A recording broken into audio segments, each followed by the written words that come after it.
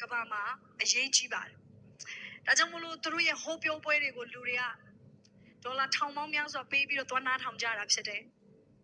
လူတယောက်စကားပြောတာကိုလူထောင်နဲ့ချီတောင်းနဲ့ချီအခါတည်းမှာသိန်းနဲ့ချီတန်းနဲ့ချီBilly Graham လိုမျိုးပုံကိုဆိုရင်တန်းနဲ့ချီသူတယောက်စကားပြောတာလူတန်းနဲ့ချီလာနားထောင်ဘာဖြစ်လို့လဲ communication ကြောင့်ဖြစ်တယ်လူတွေကိုစကားပြောနိုင်ဘာဖြစ်လို့လဲဆိုတော့လူတယောက်ရဲ့နှလုံးသားပုံသွင်းတာစကားဖြစ်တယ်အဲကြောင့်မလို့တင်တီနီယာကိုရောက်လာတာဖြစ်တယ်တင်နှလုံးသားကိုဖျားခင်စကားနှုတ်ကပတ်တော်အားဖြင့်ပုံသွင်းပေးဖို့ရန်အတွက်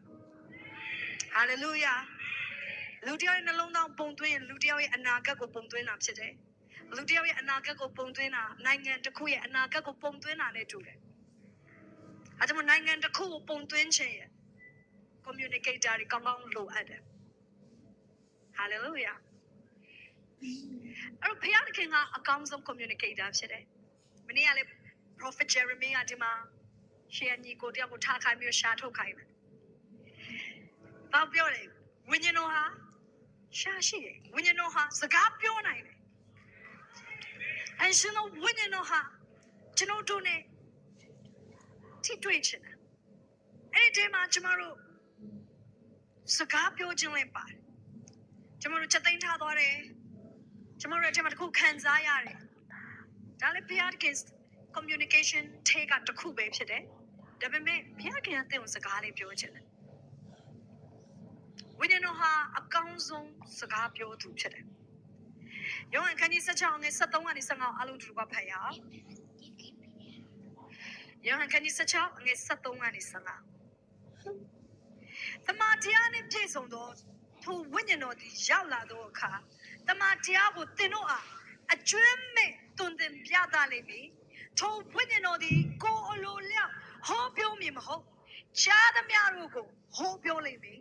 နောင်လာလက်တတ်သောအရာတို့ကိုလည်းသင်တို့အားဖော်ပြလိမ့်မည်ထိုသူသည်ငါဘုံကိုထင်ရှားစေလိမ့်မည်အကြောင်းမူကားငါနှင့်ဆက်ဆိုင်သောအရာကိုယူ၍သင်တို့အားဖော်ပြလိမ့်မည်ခမင်းတော်နှင့်ဆက်ဆိုင်သမျှသည်ငါနှင့်ဆက်ဆိုင်ထို့ကြောင့်ငါနှင့်ဆက်ဆိုင်သောအရာကိုယူ၍သင်တို့အားဖော်ပြလိမ့်မည်ဟု၍ငါပြော၏အာမင်ဒီမှာတန်ရှင်တော်ဝိညာဉ်တော်ဟာအကောင်းဆုံးသော communicator စကားပြောတော်သူ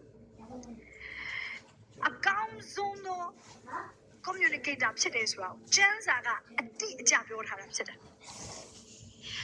ဒီမှာတမန်တရားနဲ့ပြည့်စုံသောထိုဝိညာဉ်တော်ဒီရောက်လာသောအခါဝိညာဉ်တော်ဟာ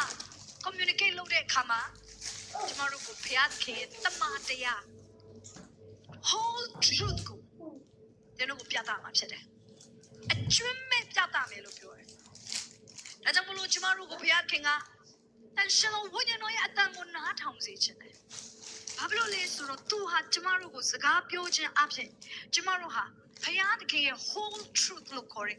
အကျွမ်းမဲ့နားလေခြင်းအကျွမ်းမဲ့ဘုရားသခင်ရဲ့အလိုတော်ဘုရားရဲ့အကြံစီတော်အနာဂတ်နဲ့ဆိုင်တဲ့အရာတွေ hallelujah ဒီဘဝနဲ့ဆိုင်တဲ့အရာတွေဘုရားခင်နိုင်ငံနဲ့ပတ်သက်တဲ့အလိုတော်တွေအသင်းတော်နဲ့ပတ်သက်တဲ့အကြံစီတော်တွေအားလုံးကိုတန်ရှင်တော်ဝိညာဉ်တော်အပြင်သိနိုင်တယ် hallelujah ဝိညာဉ်တော်ဟာကျမတို့ရဲ့အကောင်းဆုံးမိတ်ဆွေဖြစ်တယ်အဲ့ဒီပြင်တန်ရှင်တော်ဝိညာဉ်တော်ကကျမတို့ကိုဘုရားခင်တမန်တရားလမ်းလေးကိုဦးဆောင်ပေးမဲ့သူလေးဖြစ်တယ်ကျမတို့ကိုတွင်တင်ပေးခြင်းအပြင်ကျမတို့ကိုသူ့စကားပြောခြင်းအပြင်ဒီမှာဝိညာဉ်တော်စကားမပြောလို့မရဘူးဝိညာဉ်တော်သင်ကိုစကားပြောခြင်းမို့သင်အမြဲတမ်းခံယူနေတဲ့သူဖြစ်ဖို့လိုတယ်ဒီဘဝကိုကျမတို့ဟာလူတွေရဲ့စကားအပြင်ကိုယ့်ရဲ့အကြံစီအပြင်ကျမတို့ရှောက်လန်းလို့မရဘူးအရှင်တော်ဝိညာဉ်တော်ရဲ့တွင်တင်ပေးခြင်းကိုခံယူဖို့လိုတယ်ကျမ်းစာတယ်လို့ပြောတယ်တမန်တရားကိုသင်တို့ဟာအကျွမ်းမဲ့တွင်တင်ပြသပေးလိမ့်မယ်ဟာလေလုယာတမန်